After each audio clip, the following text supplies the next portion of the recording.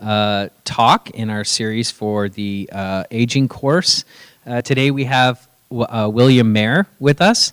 I've been emphasizing throughout the last week and a half my interest, and I think you've gotten the idea that it's the interest of a lot of aging researchers to try to understand how the environment and our genetics, or how the environment is influencing our genetics to control things like lifespan and health that's associated with aging. And Will is very much also interested in this, and he's been looking at energy balance as one of the sources, and how that's regulation is compartmentalized among different tissues, how different tissues are speaking with each other. Will's background, he came out of from Linda Partridge's lab, a fly lab, and also Andy Dillon's lab, a worm lab. So our favorite models, invertebrate models, which makes me feel real good. He's from a school I've never heard of before, Harvard. Is that how you pronounce that? Harvard School of Public Health.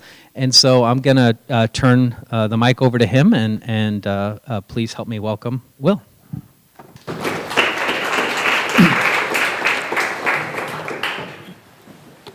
Well, thanks for the introduction, and I don't know much about the school either, but it's great to be here and see so many faces and to get a chance to talk to the Institute and also the students. There was a previous, as you probably have all heard, aging course run by the Ellison Foundation to teach students about aging research, and I went on that course as a Ph.D. student in 2002 or something, I think. It was like the first time I'd visited the States and really fueled my interest in aging. I think Steve, who's sitting in the back and we'll talk to you tomorrow, taught on that course when I was a student too. And those sort of things really built some foundations about why, really lots of people in our field have gone through these sort of courses. In fact, my roommate on that course now has a lab working on aging in Korea and is a collaborator of mine still. So hopefully you've built some good networks and, go on to come into the field. We need as many people as possible. So, as Eric alluded to, my talk today has a kind of a weird title, The Ups and Downs of Energetics and Aging, and it's really going to be about some different things, some central communication between different tissue types that modulate the aging process, really some neuronal signals which can set sort of a clock for how quickly an organism ages, and then some new work we have on downstream modulators that receive those signals and modulate the aging process, and how we can maybe use those to design novel therapeutics. So this is really the basis, I think, the whole of your talk is the whole of the course you've done, and really the essential basis of my field is, are there conserved mechanisms which modulate the aging process across different species? And if there are, can we learn about human aging from different invertebrate species and genetic systems? And if we can understand something about how aging works in a lower system, will that enable us to understand ways to develop therapeutics for old age and pathologies of old age? So really the central question that my lab is interested in is really, why is it that we're more likely to get diseases when we're old than when we're young?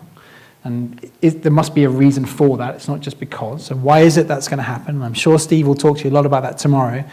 The research we do is the molecular mechanisms linking, in particular, energetics and dietary composition and changes to energy status to the aging process. And really, if we can understand those, can we in the future target some of those for novel therapeutics for age-related disease? And so I'm going to talk to you about 2 or 3 little stories from my lab today, and I'll just outline some of them here. The first one is by Chris, which everybody on the course has met by now. Chris is a postdoc in my lab. He's the first postdoc in my lab, who actually also was a graduate student of Kevin Strange, who runs this institute, so he's tightly linked to everybody here today. And that's some work that Chris did that's now published on neuronal regulation of energetics by AMPK and CRTC1, and I'll tell you what those are in the neurons in C. elegans. This is the model system that we work on, the nematode worm. And then also some unpublished data now looking at what receives those signals. So then this is some other data by a second postdoc in my lab called Heather Weir, really looking at downstream effectors, and in particular how mitochondria and the network and the dynamics of the mitochondria in peripheral tissue receive those signals and modulate aging.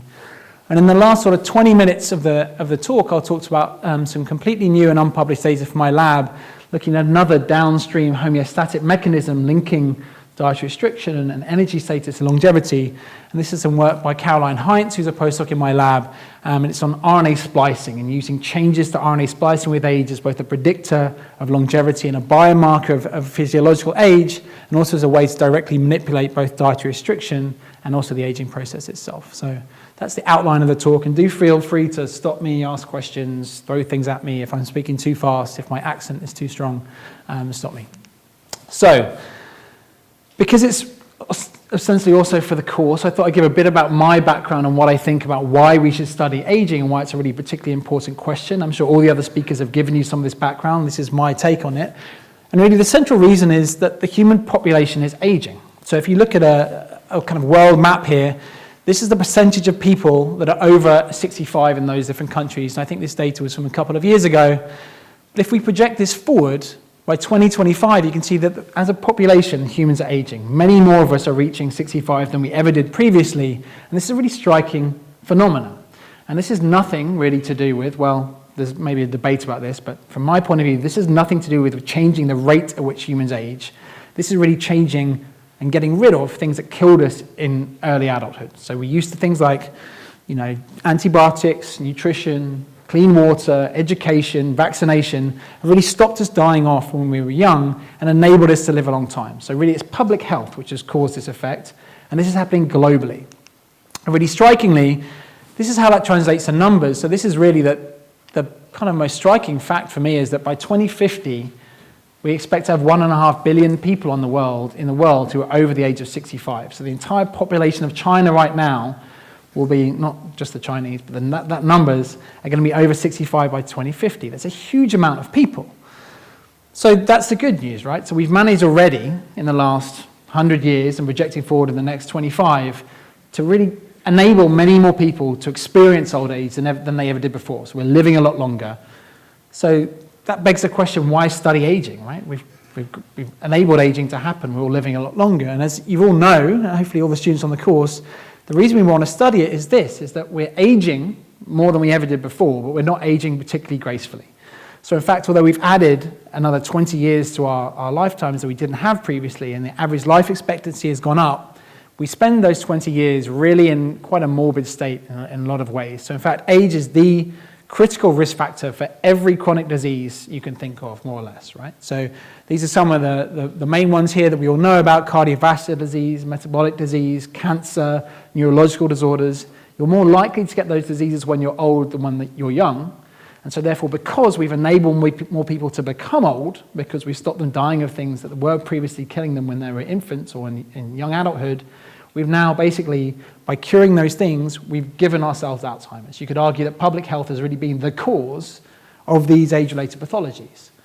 And so that really means we need to find a way then to reverse this kind of almost detrimental thing we've caused. We need to find a way to get rid of and enable people to live healthier in old age now that we're living long enough to see these diseases. And so how can we do that? So the kind of traditional biomedical approach to that is to try and understand, well, how do each of these diseases work? Can we understand the proximal mechanisms which cause a specific cancer or cause diabetes or cause Alzheimer's? And if we can understand those mechanisms, we can potentially get rid of them, right? We can treat them, find drugs which reverse that process, and really put out the fire as it arises for all these different diseases. And that's really the approach we've used. If you think of the NIH as set up in institutes by disease, more or less. We think about one disease and we target it. And I'm not saying that's a bad approach, but there's a problem with that approach. And I think this is really the central problem with that approach, which I'm sure other speakers have touched on, is that the way you get diseases when you're old, when you're over 65, is very different from the way we got diseases that were killing us in our childhood, right? So those things that killed us in the 20th century, there was a single problem. If we could find a vaccination from that problem, children wouldn't die of that disease and they'd make it through to old age. You've got one problem, we could reverse it. And that's true really across the board for a lot of those young age-related pathologies. However, when you're old, you don't just get one thing. You get multiple different comorbidities. So this here is just a list of age-related diseases on the left here, and this tiny sliver in blue is the percentage of patients that have that disease that only have that disease. So it's a really small amount. So when you're over 65, you don't tend to be completely healthy, but you suffer one pathology. In fact, you have multiple different chronic conditions that you're suffering at the same time. So then what do we do? What does that mean then? Why should we study aging? Really the goal is that if public health has enabled us to live a long time, it's also caused all these different chronic kind of conditions. And so really the next thing we have to do is to find ways to alleviate those problems. Can we find ways to alleviate all those comorbidities that old people are suffering and find a way to reduce that kind of 20 extra years we've added that you don't live in a particularly healthy state. So how can we do that? So this is how a very simplistic C. elegans geneticist like me views life, right? So it's a bar of green that goes to red. So you're born, and then you live very healthily in this green state, and then you get disease 1, disease 2, disease 3 and 4, until eventually you're suffering multiple different comorbidities and you fail. And so what happens then if we just get rid of one of those diseases? So if you just get rid of disease 1 completely, so you completely cure Alzheimer's, this is kind of what you do to the population, actually. So you increase the length of this green bar, but you still get these other different comorbidities, so you still suffer in your old age, and you still eventually fail, even if you live a bit longer. So you're still left with all those underlying other comorbidities whose risk factor is age, but are nothing to do with the thing that you've cured. So this is what my lab kind of tries to think about, and other people in my field, is there a way to think about the underlying risk about this whole thing? So if you think about public health, it's about prevention rather than cure necessarily. If you think of lead in the water or the Zika virus, some risk factor which causes a public health problem, what public health tries to do is get rid of that risk factor. So what we're trying to think about is, can we get rid of aging as a risk factor? If the age is the risk factor for all these different diseases, is it possible to alleviate that as a risk factor? And if it is, what would that do to the health of human populations? And there's many things it could do, right? It could just shift this green curve all the way along. So now you've stopped age being a risk factor up to a point for those diseases, but eventually you live a lot longer, but you get them all in old life. So you just kind of kick the can down the road, and eventually you get all those different disease phenotypes. Or you may be able to do this. This is what a centenarian does, basically. So people who live to extreme longevity, they live to 100 years, they don't spend 25 years in a morbid state as opposed to 20. What they tend to do is to live very healthily up to 95, 96, and then have a very compressed period of morbidity when they fail fairly quickly. So they kind of, they live the dream. These people are very healthy, and then they die. And so maybe we can find genetic modulators or pharmacological modulators which basically recapitulate in people who aren't so fortunate genetically what happens in centenarians. And maybe it could also do this. Maybe it's nothing to do with actually changing the length of which we live, how long we live, but maybe we can just find a way to compress the morbid period in old age. So you live, you're playing tennis at 85, and the next day you drop dead, if that's what you like. So this is kind of the goal, which seems ridiculous, right? So is that even possible? Is there any way we can do that? And so, up until about the late 90s, everybody thought that was a ridiculous goal. There's no way to uncouple aging as a risk factor. There's nothing you can do to change the rate at which an animal lives, and there's no single intervention which would have an extreme effect on multiple different pathologies. And actually, we know now that that's not true. So there's lots of examples that you've heard about in the last couple of weeks, particularly things like dietary restriction, where you can modulate the plasticity of the aging process itself, increase lifespan in model systems, and when you do that, they get protected not just against one age-related pathology, but about lots of those different age-related pathologies. If you dietary restrict a mouse, it doesn't get cancer at the same time, but if you cross an Alzheimer's disease model into that mouse strain, it won't show cognitive decline at the same time. Lots of different parameters of age-related decline don't happen at the same time. So this is the way that my lab has begun to focus on this, is really to understand what are these central modulators of the plasticity of the aging process that maybe we can target to have an effect on multiple different disease aspects.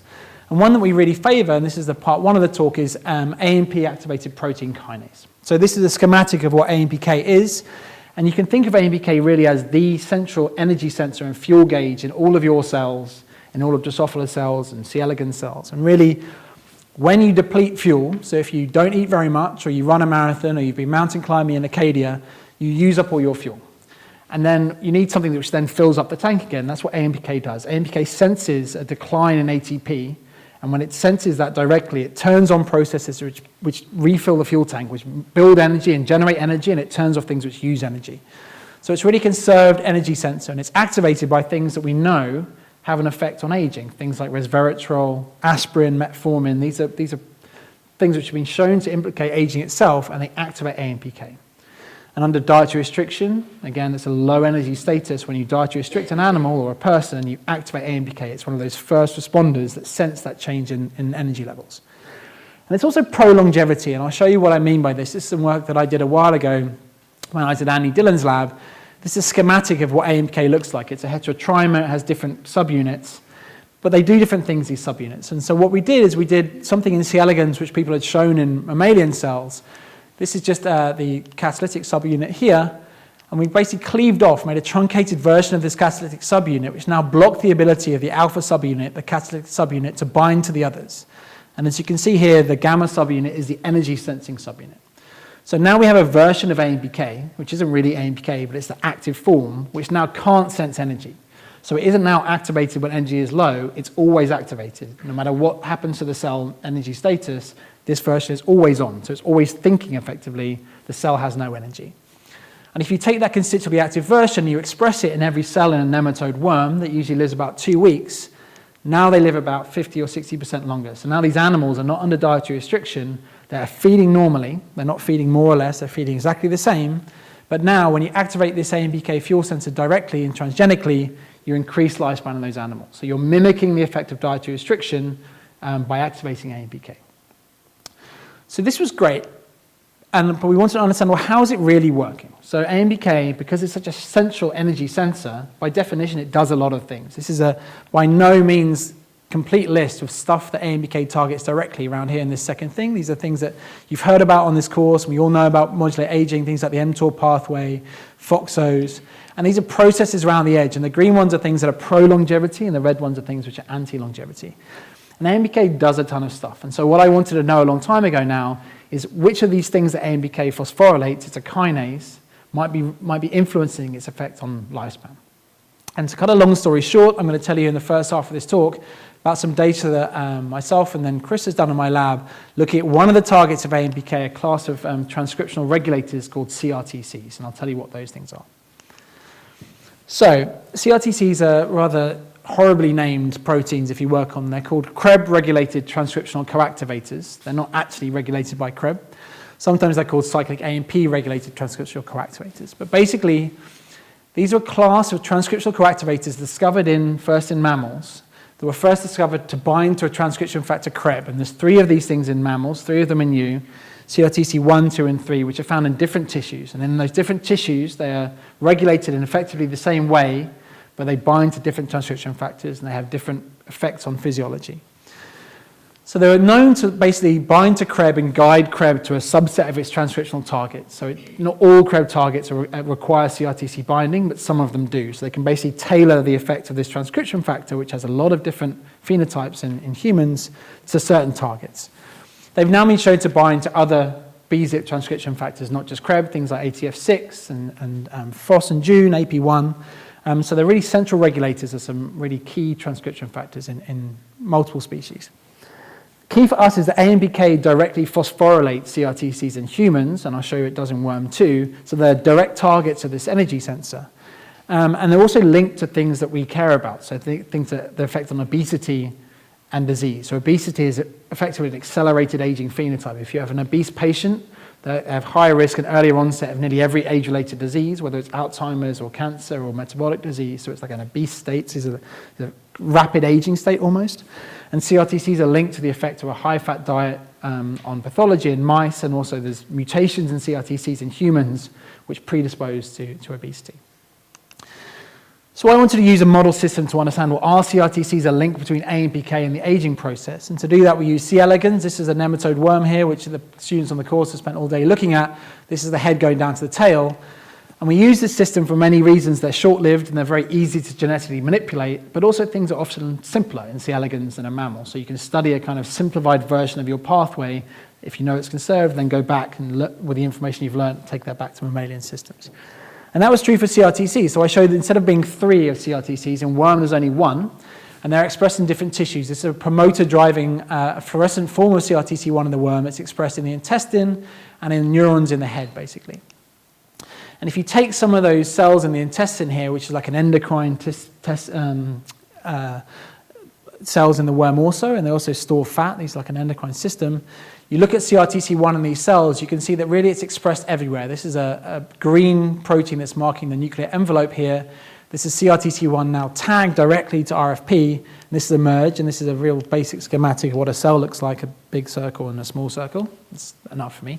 And you can see CRTC1 is everywhere. But however, when you DR, or you starve the animal, the activity of CRTCs is changed by their localization. So now you move from being CRTCs expressed in the nucleus, now they're excluded from the nucleus, and they're in the cytosol, so they can't regulate gene transcription. So when you dietary restrict or you starve an animal, this is true in mammals as it is in worms, you turn off these CRTCs and they're moved out and sequestered in the cytoplasm.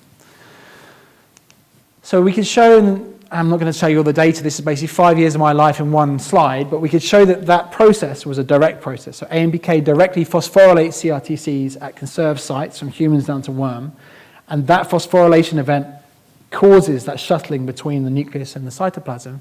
And what I could show that basically if you activate AMPK with that transgenic that I showed you, so this consistently active version in green, you increase lifespan. What happens is CRTC1s get turned off, and if you mutate these two AMPK sites, so if you block the link between this energy sensor and this transcriptional regulator, so now they can't talk to each other, when you do that now, you completely suppress the effect of AMPK on longevity. So now CRTC1 is always in the nucleus, it's always regulating gene transcription, and now the animals can't live a long time when you activate AMPK. So even though you've got AMPK active in every cell type still, the animals don't live shorter, they just fail to live longer. You basically switched off the longevity phenotypes of AMPK. So that was where we were at in 2011, and that was, my life at the microscope for 5 years. And so then I started my lab at Harvard then with a really essential question, and that was this. And so when you think about, we're trying to target these very upstream central nodes like dietary restriction or these central energy sensors for the aging process. But is that really the best thing we should do? I mean, I don't dietary restrict myself. There's lots of reasons why I think that's not a great thing to do. Your doctor's unlikely to prescribe you dietary restriction to treat your age-related disease. And the reason is that it's a huge intervention. So even though it might have an effect on longevity in a mouse or a worm, it has negative associated pleiotropies, which are detrimental to the health of the animal. This is by definition, you're making trade-offs between aging and other outputs. And this is also true for AMPK. If you activate AMPK in a worm, they live longer in a lab, in an incubator, in a stress-free environment, but they don't reproduce nearly as much, and they don't grow as much, right? You've had to trade off growth and reproduction to get the lifespan effects, or at least that's what it seemed. So is this a good therapeutic? And what we really wanted to do is, can we find out whether CRTC1 is involved in all those effects of AMPK, or might it be only involved in the longevity effect? So can we use it as a way to maybe understand how AMPK is modulating longevity directly, as opposed to AMPK doing all these other things? Because really we want to try and uncouple the mechanisms specific to aging and not to those other outputs. So this is the first question. And so what we did, this is work by Chris and basically all of the lab at that point. It was all hands to the deck. First thing we did is ask that question. So this is what the negative side effects look like in the worm. This is the activated AMPK line that's under low energy, thinks it's under low energy conditions, they're long-lived. This is what happens to reproduction. In black, you have egg outputs per day in C. elegans for wild type. And for the activated AMPK, they lay less eggs per day, but they reproduce for longer. This is the same that happens in dietary restriction in a rat. You suppress reproduction, but you extend the period, the fertile period that these animals live. So you extend reproductive life, but you suppress reproduction during the day. Every day. Also, they're much smaller. This is C. elegans lined up on some plates here. This is the wild-type worms, and these are these long-lived AMPK-activated worms, so they're growth suppressed. So what Chris and Yui in my lab did is ask, well, if we mutate those sites that AMPK regulates on CRTC1, we'll turn off this. What happens to these other two side effects? So we also turn off the effect of AMPK on those. And the answer was we didn't. So this is now this mutated version. Orange is again the activated AMPK form. Now you don't increase lifespan by AMPK, even though it's still active. But AMPK still suppresses reproduction, and it still suppresses growth. So CRTC1 has nothing to do with those two detrimental phenotypes. And what was even more striking, it wasn't just negative things which CRTC1 wasn't having anything to do with. It wasn't having anything to do with some of the positive things like stress resistance, which we often associate with aging. So this is now the activated AMPK line at 33 degrees C, which is a stress for the worms. It might be not for you, but for C. elegans, they don't love it. If someone with water, it's down here. And at 33 degrees, AMPK animals are very long-lived. They're very stress-resistant. However, when you mutate CRTC1, they're still very stress-resistant. So often we think the stress resistance and longevity are coupled. In this case, you can uncouple those two things. CRTC1 has nothing to do with the effects of AMPK on stress resistance. So this is kind of one I surprised, and also it really was a great tool for us then to use CRTC1 status as a way to really narrow down how AMPK promotes lifespan, and this is what Chris did. So basically we now know that CRTC1 inhibition is required for the effect of this energy sensor on aging, but nothing to do with these other two detrimental, ostensibly, phenotypes. So what Chris did is we first looked at RNA-seq. So we compared, instead of comparing a wild-type strain to a long-lived strain, or to an active AMPK strain, we compared these two red lines here, both of which have the active AMPK in every cell type, but one just has 2 point mutations to this transcriptional coactivator CRTC1. So now both of them are small, both of them are growth suppressed. However, one lives long and one lives just normal. So now we can compare those two things and look at gene changes across those two strains and ask what couples to longevity. And when Chris did that, we don't need to go into this too much in depth, what he saw was the thing that coupled the most was transcriptional changes to mitochondrial metabolism. So we saw changes in genes which are involved in mitochondrial metabolism correlated with longevity and didn't correlate with the other things that AMPK was doing, like growth and reproduction. But that's just gene expression, really, and it's just RNA. It doesn't tell you much about what's happening to the animal. So to look at really metabolism itself, we did in collaboration with Matt Hersey metabolite profiling. We could show that CRTC1 also reversed the effects of AMPK on metabolites. So if you activate AMPK, the animals are long-lived, and you increase the number of TCA intermediates here. This is the orange bar. However, when you point mutate CRTC1 in green, you reverse those effects. So not only was it having an effect on the gene expression linked to mitochondrial metabolism, but also on the output of mitochondrial metabolism, these metabolites themselves. So then we want to know, okay, well, how's it doing that? And so that's a very difficult question. But the kind of how question is always the hardest. So we want to know, well, how does CRTC1 modulate the effects of this energy sensor on longevity and metabolism? So instead of asking how, what Chris asked first was where, because that's something we can do very easily. So this is, again, where CRTC1 is expressed in the worm. It's expressed in the neurons and in the intestine, as I showed you. Basically what Chris did was instead of mutating the CRTC1 version everywhere in the worm, he mutated it in different tissues specifically and asked which of those tissues were required for the effects of this gene regulator on AMPK longevity. And so to cut a long story short, he made all these different kind of non-endogenous promoters just expressing CRTC1 in different tissue types and looked at lifespan. And what he showed was, in fact, all the effects of CRTC1 on longevity, on AMPK longevity, were neuronal. So instead of those cells I showed you earlier, intestinal cells on localization of CRTC1 in the intestine, which I spent years of my life looking at, that was completely irrelevant for the aging process. In fact, it was all about the status of CRTC1 in neurons. And this is expressed in every neuron in the worm. There's always 302 neurons in the worm. And in fact, you could completely suppress the effect of AMPK on lifespan. So AMPK is expressed actively in every cell type. But you block the effect of AMPK on CRTC1 just in neurons, and now the worms don't live a day longer. So it really was an interesting shift in how we were thinking about how this thing is regulating energy status and how it's regulating lifespan.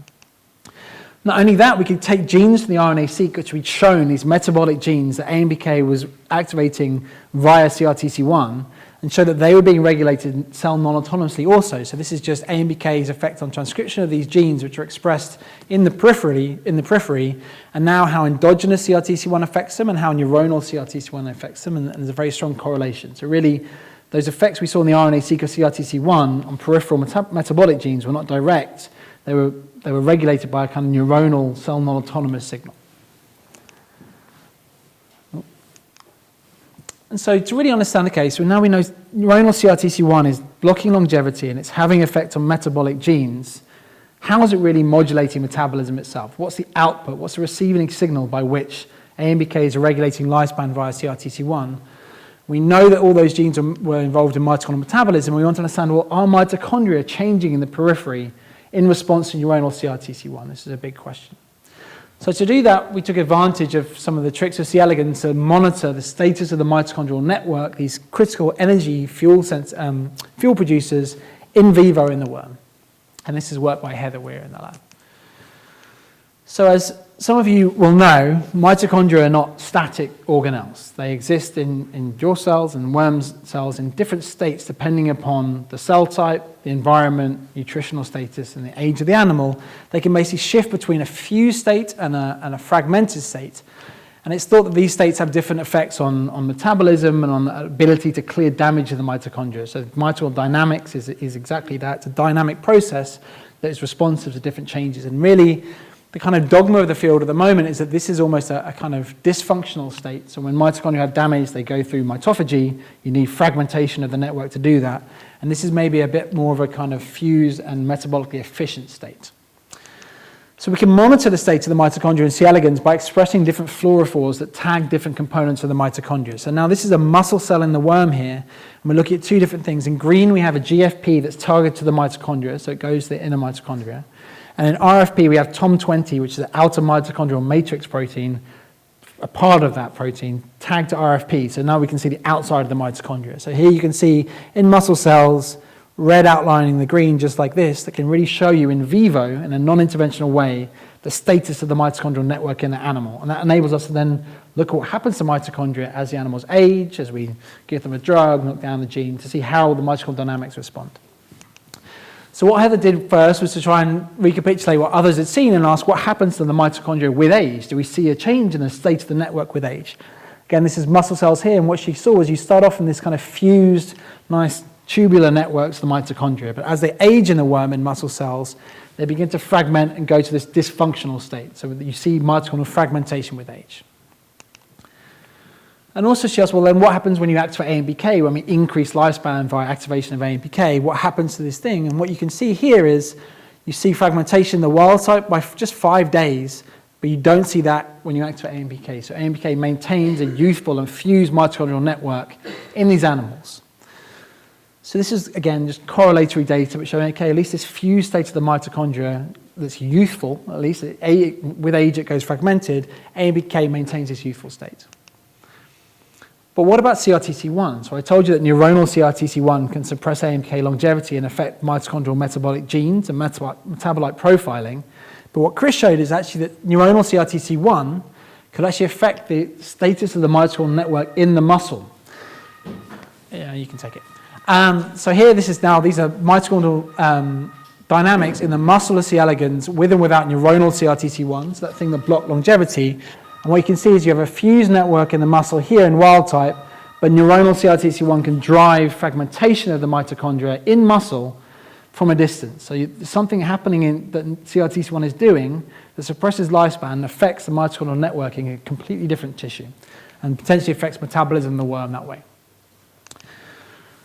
So again, if you're going to use a genetic system, if you're going to use something like C. elegans to understand human aging or metabolism, the only reason to do it is to get away from correlation and look at causation, right? So because we have a genetic system that we can modulate very easily, we can test causality of the things that we see in things like RNA-seq. And so what we did is try and understand, is this change in mitochondrial network, is that causal to the lifespan that we're seeing? We know that it correlates. We know that neuronal CRTC1 is causal to longevity, and that neuronal CRTC1 affects mitochondria in the muscle. Is it causal to lifespan? To do that, we took advantage of the fact that worms are a slightly odd beast, that they can do without some of the key regulators of mitochondrial dynamics. So here, this is FZO, which is a key, it's mitofusin in mammals. It's a key protein involved in fusing the mitochondria, so it really drives this process of fragmentation to fusion. And you can have a mutant C. elegans that doesn't have any FZO, so it's an FZO null. And now you can see when you do that, you have a massive fragmentation of the mitochondria throughout the worm because they can't fuse. And we can rescue that by putting back in a copy of FZO. So we can constitutively drive fragmentation and rescue it at will, unlike the wild type. And this you can even drive hyperfusion when you activate FZO. So what Heather then asks is, well, okay, so if we know that AMPK maintains mitochondrial fusion, is that fusion required for longevity? If we block the ability of AMPK to maintain fusion, does it suppress the effect of AMPK on lifespan? And she used that FZO null to do that, and what she showed really clearly was, yes, that's completely true. If you have no FZO1, if you can't drive mitochondrial fusion, now you don't see lifespan extension by AMPK activation either. So this change in mitochondrial dynamics and this metabolic shift is completely required for the effects of AMPK on lifespan. And this is just data showing that we can rescue it. So if you then put FZO back in, you restore that lifespan effect. So we know that it's a causal consequence of FZO deletion. Because we could rescue it, and we could show that if you put FZO back in every cell type and then restore the lifespan, it meant we could ask, well, where do we need that mitochondrial fusion in the worm to increase lifespan? We can start putting FZO back in different tissues and understand how that's happening. And so what you might expect is we don't know if it's mitochondrial status in the neurons, which is important to lifespan, or if it really is the muscle that's important. So what Heather did is rescue the lifespan, as I just showed you, under a ubiquitous promoter. So put back in this mitochondrial fusion protein, and this is basically restoring, the purple line is what's important here, restoring AMK lifespan in animals that don't have endogenous FZO. She then did that in the neurons and showed no rescue at all. So if you put FZO, this mitochondrial fusion factor, just back in neurons, you don't rescue the lifespan. So the mitochondrial state in the neurons has nothing to do with the effect of AMPK and longevity. However, it is important in both muscle and the intestine. There's metabolic tissues, and when we've looked at the network, if you put FZO back into those peripheral tissues, now you restore the effect of AMPK longevity. So we really do think that the receiving signal for AMPK longevity is the effect on mitochondria, and that's important peripherally. And there's a neuronal signal from CRTC1 which is talking to the mitochondria, and that's what's regulating systemically the aging process under low energy status. So just finally, before I move on to the second part of the talk, this really begs this question. So Chris has shown that neuronal CRTC1 is really important for regulating longevity under low energy states. And he's shown that it regulates the mitochondrial network in peripheral tissue. And Heather has shown that this remodeling of the mitochondria in different tissues is important for that state too. So the receiving signal is also causal to longevity. And it begs this question, well, how are these two tissue types communicating? So how are different cell types in the worm and potentially in other organisms responding to regulate the aging process across the animal? What is this signal? And so one thing we start to look at is that we know different monoamine signals are really critical in really relaying information in neurons to the rest of the body and changing metabolism in the rest of the animal in different processes in different species. Things like serotonin, dopamine, octopamine in invertebrates are very key transmitters or neuropeptides which really can communicate from the neurons to the rest of the animal. Maybe some of those are important. And so to really understand if any of these are important for this communicating signal, what Chris did is look at expression of the enzymes which make these different monoamines in AMPK-activated worms with or without this CRTC1 mutant which blocks their longevity. And what he showed here is there's two here, TDC and TBH1, where you see a huge increase in the expression of the enzymes which make this octopamine here. They're both in this one pathway that converts tyrosine to octopamine. Those enzymes are massively upregulated when CRTC1 is blocking longevity. So really maybe led us to this idea that maybe octopamine is a kind of fed signal which CRTC1 is turning on, and when you keep that fed signal on, now you don't see the increase in lifespan when you activate AMPK. But again, that's just correlation, so we want to understand, well, is CRTC1 modulating octopamine directly? So we could understand where the enzymes, these two enzymes which make octopamine are expressed in the worm. They're just expressed in two neurons in the head of the worm. This is a pair of them here. This is the promoter of TBH1 driving GFP, and CRTC1 is expressed in those same neurons. So we know this signal is just made very locally in two neurons in the head. We could also give octopamine exogenously to the worm. So we could feed this neuropeptide to the animals and look at the mitochondrial network and show that it drives fragmentation of the mitochondria in muscle when we give this neuropeptide. So again, it seems like maybe this might be the signal. If we can give the signal directly, we can drive the effect of neuronal CRTC1. But really, the kind of nail in the coffin that this was the signal was some genetic data, which Chris did, which is using C. elegans almost as like doing yeast genetics. It's saying, well, if AMPK is modulating lifespan through a neuronal CRTC1 mechanism, which is using octopamine to talk to the rest of the animals, production of octopamine must be important for the role of CRTC1 in aging itself. So what if we delete the enzymes that make octopamine?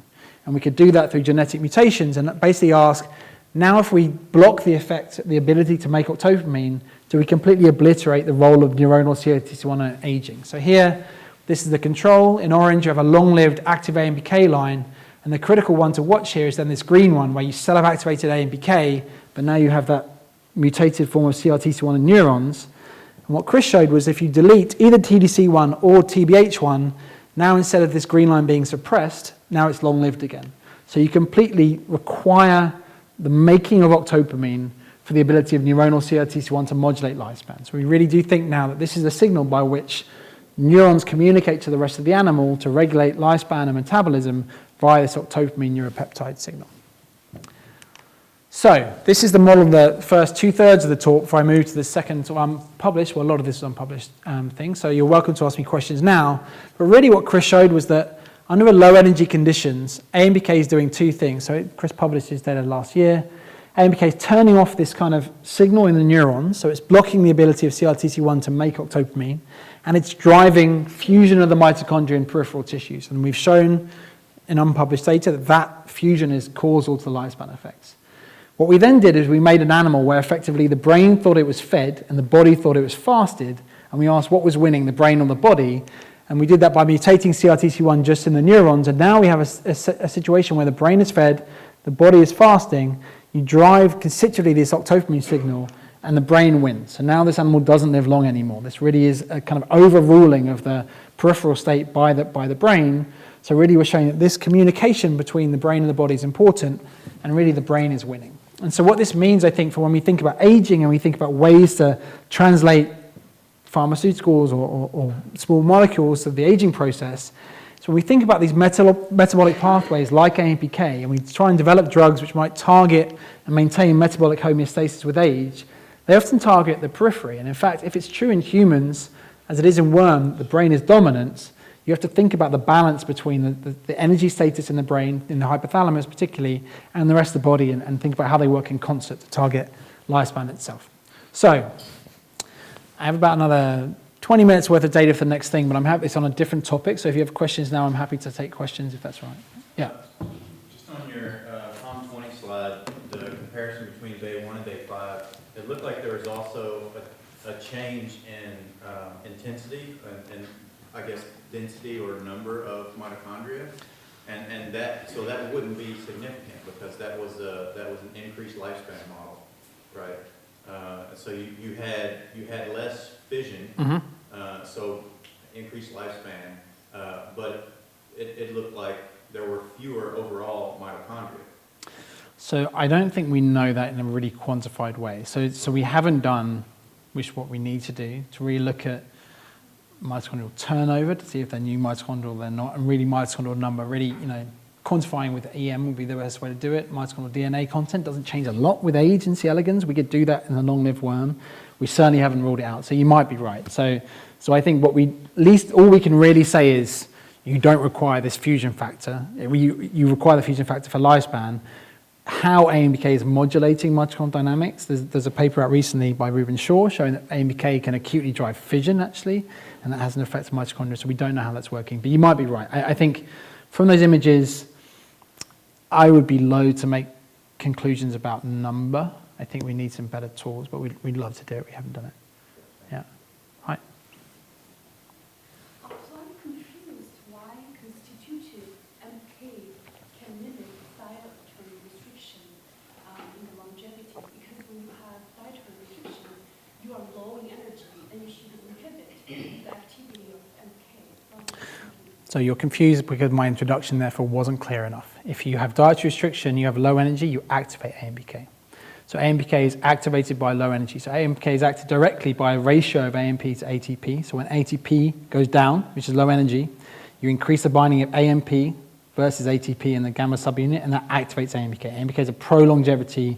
It's activated when you eat less, when you run more, when you diet restrict yourself, AMPK is turned on. So it's an activator on the DR, and it's a pro-longevity signal. So that's my fault, not yours. Any other questions? Okay, in that case, I'm going to move on to a bit of a gear shift, but it all kind of comes around in the end. So this is the second part of the talk, and it's a kind of completely different topic a bit for me when I started the lab and trying to understand how is aging maintained, and we're interested in these metabolic processes and these homeostatic processes which might maintain or go wrong with age, and we can target to maintain a youthful state. And so really, this is the kind of overlying thing, that aging is just a loss of homeostasis. I've shown you it's a loss of metabolic homeostasis and mitochondrial homeostasis. But really, this is the main thing that's lost, right? The central dogma is really driving how cells are working. And if you impact the effect of and the modulation, the maintenance of any part of the central dogma, you're going to get dysfunction, and that can lead with time to defects, which can lead to aging. And so when you think about the aging field, we know a lot about how DNA damage and loss of transcriptional homeostasis can really lead to cellular damage and cellular aging and organismal aging.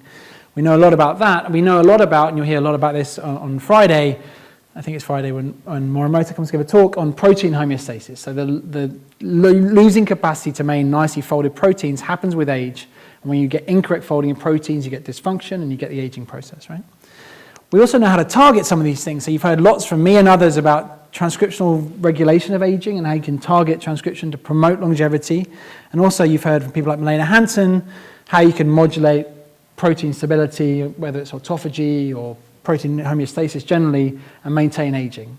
And we know a lot about how dietary restriction affects both these things. And as you'll see from the slide, this is a bit of a straw man slide.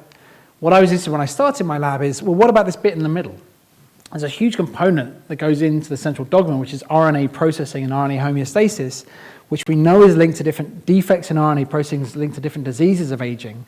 But we don't know much about how maybe changes to RNA stability and maybe particularly dysfunction of RNA splicing might lead to the aging process itself. And so what I want to show you today in the last sort of 15, 20 minutes is some data showing that we have dysfunction of splicing, and the spliceosome dysfunction in particular can lead to aging in model systems. We also know that it's required in some capacity for the ability of DR to promote longevity, and some new data we have that's showing that enhancing at least a component of the spliceosome can really promote longevity. So maybe really that this is also a central thing to think about as a homeostatic mechanism by which aging is modulated. Rather, you didn't take pictures, but that's all right. Okay, so this is work by Caroline Heitz in my lab.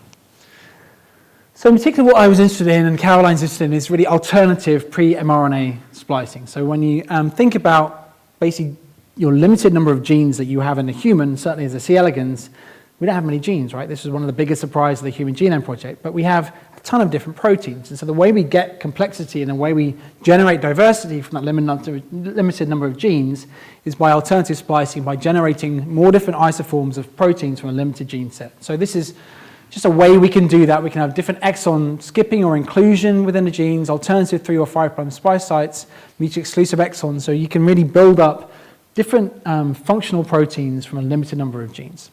So this is a complex system, and one which we thought, well, maybe if this goes wrong with age, you start to get dysfunction by making the wrong protein in the wrong cell type, leading to dysfunction. Even if that protein is correctly folded, if it's the wrong place at the wrong time, you're going to get dysfunction.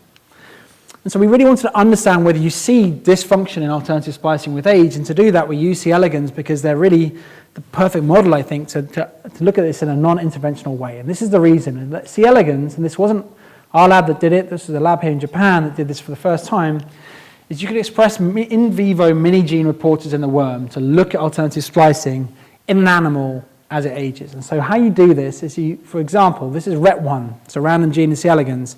An endogenous RET1 has an alternative splicing event, whereas in some isoforms exon 5 is included, and in some isoforms exon 5 is spliced out, so you go straight from 4 to 6.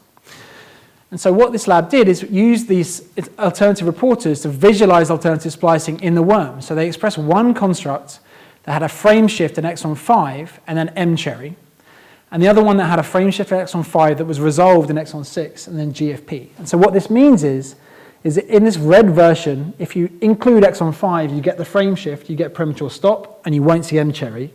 But if you splice out exon 5, you won't get the frame shift, and you'll see M-cherry. And the converse is true in the green. If you include exon 5, you get a +1, and you resolve it with +2, and you get green. But if you splice out exon 5, you skip this +1, you just get the +2, frame shift, no GFP. So that means that when you express both those under a ubiquitous promoter in the worm, this is what the worm looks like now. Now you can see in different tissues whether that tissue is utilizing exon 5 or not. So this is in intestine here is now leaving in exon 5, you can see green. And in the muscle and some of the neurons in the head, you're skipping exon 5, you see red. And in some neurons, you're doing both things, so you can visualize both, right? So I hope that's clear. So this is a schematic of what the green and the red means. It's basically a way to read out, these are both expressed in every cell type, both these different plasmids, but it's a way to read out alternative splicing. And if you don't have those mini genes, you just have a yellow worm, right? So if you don't have these differential frame shifts, it's expressed everywhere under the same promoter.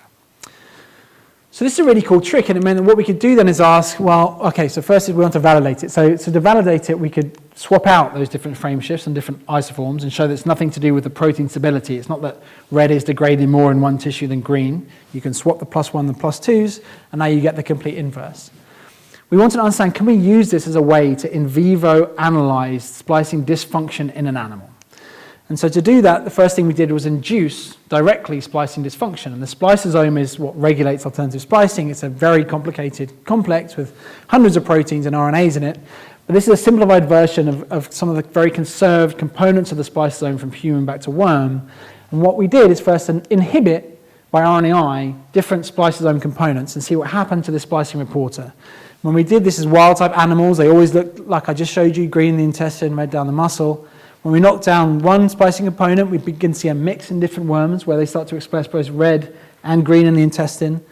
Another one here, UAF2, now you get this real heterogeneity. You go from a homogeneous population where they're all doing the same splicing events. You knock down UAF2, you get variation. And then some other core splicing components, now you can completely remove the ability to retain exon 5 at all and get only exon skipping. So then, to confirm again that the splicing reporter status is reflective of dysfunctional splicing, we did RNA-seq in these animals where we knocked down this core component, HRP2, and then looked at the RNA-seq and identified sort of things that are real examples of splicing dysfunction, things like intron inclusion and the number of kind of novel exons, which are dysfunctional exons, which aren't annotated in normal databases. So we could show that we knocked down a splicing component, we saw splicing dysfunction at the level of global RNA, and also we could see splicing dysfunction in this reporter. So then we asked, well, what happens with age? That was just to build up this reporter. Now we have this readout of the ability to maintain splicing fidelity. What happens with age? And in young animals, as I've showed you, you get this very homogeneous population. Every worm looks the same. They all make the same decisions. But when you go just to day 5 now, you begin to get variation in the population. Some animals now start to have different splicing events in the intestine. Some cells are making red, some are making green. Some are doing it in a completely different way. And if you look across that population, you just see heterogeneity really early when these animals are still pretty young at day 5. They're not dying. And some still look like this, actually. They still look youthful at day 5. So what we did is ask, well, what happens if we sort animals just by this splicing reporter at day 6 in this case into ones which had a youthful-looking splicing pattern and an age-looking splicing pattern? And so Caroline did this. She separated them into 2 groups, and then she blinded those groups, and she aged them. And you could see that actually those that had a youthful splicing pattern at a young stage lived longer than those that didn't. These animals are all wild-type in their genes. They just have this reporter in them. They have no mutations in the same. They're isogenic. But you can show that this heterogeneity early on can predict those which will live long. So maybe we thought this is a correlation of a splicing really being a driver of the aging process, but it's still correlation. If you looked at really any homeostatic mechanism in a young animal and had such a really easy way to visualize it, you'd imagine you could still predict those animals which are youthful. So then we asked, well, what if we slow the aging process? What happens to splicing? And so the most conserved way to slow the aging process is to really dietary restrict animals, whether it's rhesus monkey or a C. elegans, and this is the reduction of food intake without malnutrition. It robustly increases lifespan in the worm. This is data from our lab with basically titrating, reducing the amount of bacteria the worms can feed on. When you do that, at day 7 now, you see this splicing dysfunction. They don't have this youthful profile when they're ad libitum fed, but dietary restriction really maintains this youthful splicing pattern. So now these animals that are 7 days old, but are on dietary restriction, have a youthful splicing pattern of a day 1 animal. It's still correlation, but at least it ties in that this reflects the physiological age of the animal. So then what we asked is, well, is this causal to the aging process? Or at least is it causal to the dietary restriction, the ability of DR to promote lifespan? If it's causal, we should be able to uncouple it. If we uncouple the effects of DR and splicing, we should uncouple the effects of dietary restriction on lifespan itself. So what Caroline did is to do a targeted reverse genetic screen, knocking down different spliceosome components individually in a DR and an ad libitum animal and looking at their lifespan.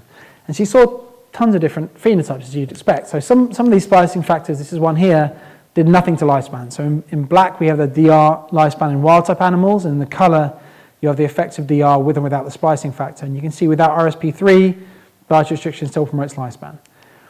Some of them, though, as you expect, this is a really key process in the cell, just shorten the lifespan of these animals a lot. If you get rid of core components of the spliceosome, you get a pretty sick animal. This is one here, doesn't live very long. DR still maintains its lifespan a little bit, but it doesn't really matter to us. We just induce the sickness by breaking a system.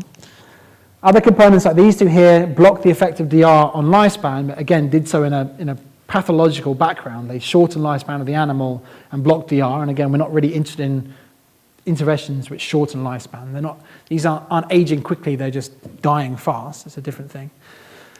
But we found one in particular that I'm going to focus on. This is SFA1, which is splicing factor 1 in mammals, which didn't have an effect. If you knock down splicing factor 1, SFA1 in worms, you didn't shorten the lifespan of wild-type animals, but you completely block the ability of DR to promote lifespan. So now you required SFA1 for DR longevity in the worm. So this is really the first evidence that maybe splicing modulation and splicing fidelity is a causal link between DR and longevity. Not only that, if you knock down SFA1 in the worm now, you couldn't see the effects of DR on the splicing reporter. So this ability to maintain the splicing reporter in the worm requires SFA1. And if you look at a target of SFA1, so this is a gene called target splicing 1, which is a known splicing target of SFA1. It's really a readout of the activity of SFA1.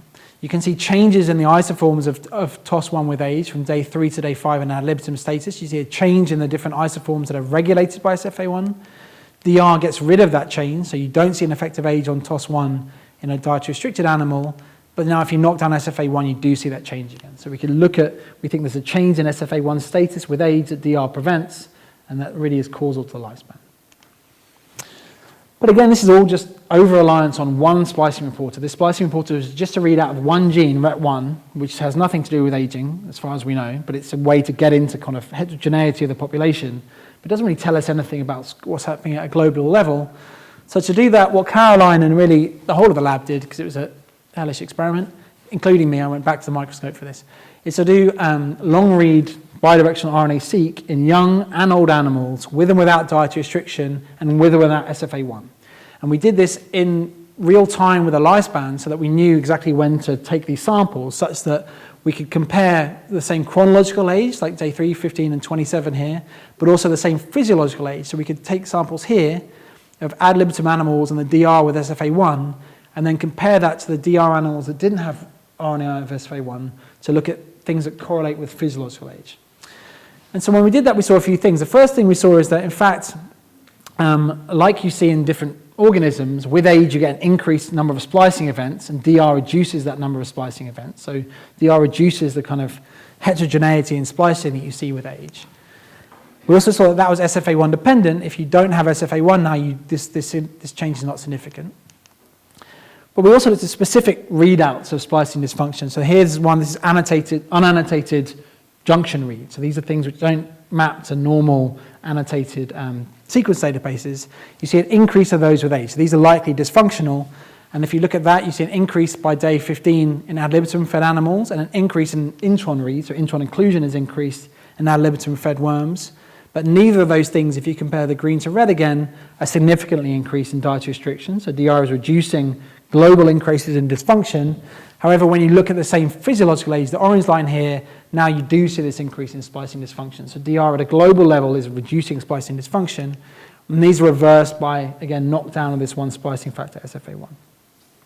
So we really think there's a kind of global shift in some of the changes. But we still didn't understand, well, how is SFA1 modulating longevity? Is it global dysfunction like we were kind of alluding to? Or is there something specific which it's doing to modulate specific targets maybe? And so to do that, in the last few slides, what we first looked at then is just gene expression changes with dietary restriction. So if you look at the effect of DR on gene expression changes in day 15, so pretty old animals, you see in worms, just like you see in other organisms, really an increase by dietary restriction in fatty acid oxidation and lipid metabolism. So really a change in fuel usage in the animals. When you dietary restrict them, they tend to stop burning sugar and stop burning fat. And that's reflected in these GO terms here. These are the significantly different expressed GO terms in DR versus ad lib. However, when you knock down SFA1, which completely blocks the lifespan of DR, most of these changes still happen apart from a subgroup here. So these really are a reversal of things involved in lipid oxidation and fatty acid metabolism are reversed specifically by SFA1. SFA1 doesn't reverse everything DR does. It reverses metabolic and particularly lipid metabolism gene expression changes. We tried to understand if this was really affecting lipid metabolism in the worm at all. And so here we have a reporter which Chris made a while ago, which is a gene involved in burning fat, ACS2. It's promoter driving GFP, which I think you guys have used a bit today or yesterday in the course. When you fast animals, you get an upregulation of fat burning and an increased expression of this fat burning enzyme. That's the gene that makes the fat burning enzyme. So an increase in GFP. If you knock down SFA1, now you don't see that increase. So this splicing factor, which is kind of a complete surprise to us, seems to be required for the ability of low nutrition to regulate like fuel plasticity, metabolic plasticity. We also looked at oxygen consumption in these animals as a readout of sort of mitochondrial status and the health of the mitochondria. And what you can see is that DR with age increases the maximal oxygen capacity of the mitochondria, so this is how much the mitochondria can metabolize, is increased in DR. So that's really a readout of health of the mitochondria, and that's blocked by SFA1. So SFA1 seems to be preventing the ability of DR to regulate mitochondrial metabolism. And this seems to be a conserved effect. So this is if you look at HeLa cells now and you lock down the conserved version of SFA1, SF1, in HeLa cells, and then we did RNA-seq and looked at those terms which are differentially expressed in HeLa cells, with or without the splicing factor, we see similar stuff. You don't need to read all this list, but it's the same metabolic processes. So this really does seem like a novel and conserved role for a splicing factor on not just DR itself, but on the ability of DR to change metabolic fuel usage. So, okay, 5 more minutes. Sorry if we're going a bit over, but PK was 20 minutes, so I've got 5. So we finally want to ask, what is regulating? What's the link between dietary restriction and splicing? What is the central mediator, if there is one, that links the dietary restriction state of the animal to splicing? First we looked at, because I told you we work a lot on AMPK, is it AMPK, the central regulator? So we took worms which have no AMPK now, and we looked at the effects of DR on the splicing reporter, and it still had a really huge effect. So AMPK is not the central signal, the central kind of input that senses DR and regulates splicing. It also wasn't FOXO, which is another known key mediator of dietary restriction, which you've heard about probably, I'm sure, at this talk. If you have animals with no FOXO, no DAF16, DR can still maintain a youthful splicing pattern. However, what was really striking is if we knock down TORC1 signaling by blocking an upstream regulator of mTOR, RAG-A, which is an amino acid sensor, now these animals that have no RAG-A1 completely block the ability of DR to maintain youthful splicing. So it really seems like TORC1, the mTOR pathway, is a central mediator linking dietary restriction to regulation of splicing. So this led to this kind of model that we know that then DR is coming into the spliceosome via TORC1, and we know that spliceosome is required for DR longevity, and data I haven't shown you also for AMPK longevity. What about TORC1? It's really, we know a lot about the TOR pathway and modulating the aging process, but we don't really know how TOR is modulating the aging process. We know it has a role in autophagy and translation and lots of different things. But if you look at some of the targets of TORC1 from some of the cell studies from the Sabatini lab and others, and look at differential phosphorylation of proteins in TOR suppression, you see a lot of splicing factors are differentially phosphorylated. So we wonder whether maybe splicing was also a key modulator of TOR lifespan, not just DR lifespan. So really, is longevity downstream of TOR going through the spliceosome? And so to do that, we took a mutant of RAG-A1 that's very long-lived in purple here. So it's not RNAi, it's a null mutation of RAG-A, it's long-lived, and we knocked down SFA1, the splicing factor which blocked DR, and we showed that indeed, if you don't have SFA1, RAG-A worms, which have reduced TORC1 activity, don't live long at all. It's also true for S6 kinase, which is a downstream target of TORC1. If you knock out S6 kinase, it's risk1 in worms, you get lifespan extension. That also completely requires this splicing factor SFA1. So we found this splicing factor from a screen in dietary restriction and found that really it's really important for the TOR1 lifespan. 2 more data slides. And the last one, the big question is, well, okay, this is a central cellular process that we've shown now is required for the effects of DR on lifespan and also for TOR on lifespan, but is it sufficient to promote longevity? So can we target splicing directly for lifespan extension? And so to ask that question, we made an overexpressor SFA1, different lines here, which we verified looking at this target of SFA1 were active, so we could show they were functional. We took those 2 functional lines on different bacteria and overexpressed them in worm, and we could show that, yes, indeed, if you overexpress SFA1, you can promote longevity directly in an active state. So if you express SFA1, there's one splicing factor at low levels that causes active changing to its targets, you can increase lifespan. So this is really where we are with this story now. There's lots of things to do, but we've really added this novel link between RNA homeostasis and RNA splicing to the aging process, the dietary restriction, and TORC longevity. There's lots of questions we want to ask with this, and I know that others are working on similar questions too, here also. Well, how do other pathways that modulate longevity affect this process? So they all go through splicing. We have some data which suggests that there are specific splicing factors that target specific longevity mechanisms. Can we modulate those? How is TORC1 modulating splicing? We know theoretically that TORC1 can directly phosphorylate different spliceosome components. Is that the mechanism linking TORC1 to SFA1? These are things we're working on now. How does SFA1 promote longevity? What are its targets? What RNAs are directly bound by SFA1? Those are things we want to know. And can we really modulate it directly? I showed you some of this. And just in one last interesting thing that touches at, this isn't just breaking a process. This isn't just breaking the spliceosome and blocking longevity. There is specificities to certain splicing factors to specific aging pathways. So one I didn't show you was another splicing factor called repo1, which we pulled out of the screen, which doesn't shorten the lifespan of wild-type animals when you get rid of it, but it completely blocks DR, just like SFA1. However, when you look at repo1's effect on RAG-A, on this TOR lifespan, it has no effect. So we've identified splicing factors which block DR, some of which have an effect on TOR completely, and some don't have an effect on TOR at all. And we think we know a different alternative longevity pathway that repo1 is working through. So this is something we're now beginning to explore, is the dynamics of the spliceosome and the specific remodeling of splicing in different longevity pathways. So with that, I hope in the second 20 minutes of the talk I've shown you that in fact this is a really important part of homeostasis and really something that can drive frailty and general aging process, and we think that we've shown that it drives the aging process and it's required for DR and maybe even sufficient to promote lifespan. And so that really is the central and kind of new part of my lab's work. So I'd like to thank my lab. This is most of the lab members here. This is Chris, who did all the work on neuronal CRTC1 AMPK. This is Heather, who did the mitochondrial dynamic stuff. This is Caroline, who did all the splicing work. These are my funding sources, and I'm happy to take questions. Thanks for your patience.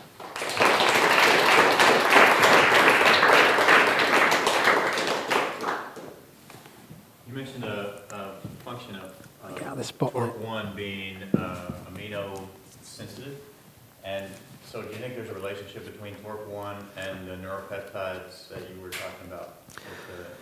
So that's a great question. So TORC1 senses lots of different inputs, right? So it can sense growth factors in, and then RAG-A, the regulator complex is particularly important for sensing amino acids. We haven't looked yet at the link between octopamine signaling and TOR. I do have a grad student who's linked CRTC1 potentially to the TOR pathway, which might suggest there's a role for it. She's beginning to test those things. I think that'd be a great thing to try. We don't know. Yeah. Any other questions? So, I'm wondering, this SFA1, this splicing factor, Mm-hmm. can you speculate how it only targets those metabolic genes but not targeting the other stuff? I mean, I could speculate, but I'm not sure what advantage that would be. So I don't know. I think it's a really interesting phenotype, right? It's a very striking phenotype that we know from work in mammals that splicing factor 1 isn't required for splicing of all RNAs. So we know that it will have a subset of targets. We don't know yet. We don't know any more than I've shown you. This is like a Twitter feed from the data of the lab. So I don't know yet whether the effect of SFA1 is necessarily splicing. It also can work as a transcriptional repressor. We need to block the effect of SFA1 on splicing to show